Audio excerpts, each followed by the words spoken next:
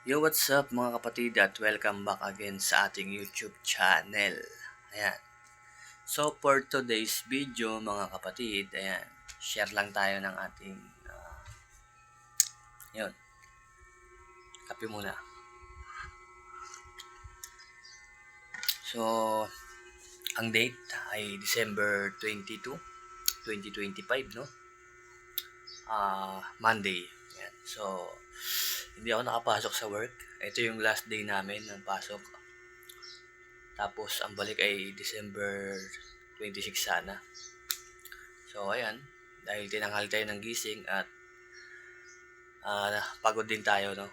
Dahil sa 2 weeks akong hindi nakauwi at parang katamaran na rin. Alam niyo naman, pagka mga ganitong last day ng pasok, tinatamad ng mga tao, no? Pero kung masipag ka, pasok ka pa rin, no? So, ayan, pag-usapan natin yung patungkol sa 13-month pay. No? So, shoutout sa lahat ng mga nakakuha ng 13-month pay dyan.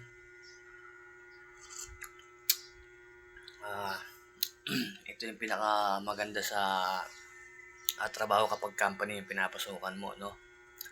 So, meron kang makukuha ng 13-month pay, no? Kapag masipag kang pumasok at hindi ka nakaka-absent na marami sa loob ng isang taon, malaki yung makukuha mong 13-month pay, no? Maabot ng 16, yan, yung pinakamalaki 16 plus. So, ako, nakuha ko is maliit lang naman dahil marami akong absent sa aking trabaho. So, yung ibang mga company, meron silang tinatawag na bonus, no? So, sa amin kasi walang ganun, walang bonus.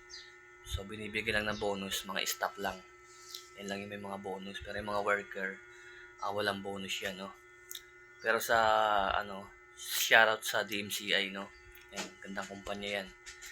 Kasi talagang nagbibigay ng bonus yung mga dyan, mga boss dyan. Lalo pag matagal na kayo, no? Maabot ng 15, 20, mga bonus lang, no? So, sa amin walang bonus, no?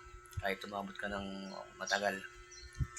13-month pay lang talaga. Dahil yung bonus, hindi naman yan record ni Dole, no? Kumpanya na lang ang dyan nagbibigay. Kapag maganda yung performance mo, may bonus ka. Pero pag wala, ay marami kang bad records, wala kang bonus, no? So, ayan, isang pagbati mula sa akin ng maligayang Pasko. Shoutout sa lahat ng mga OFW. Shoutout sa lahat ng mga small content creator. Muli, ito ang inyong lingkod, Brother Raymart, no?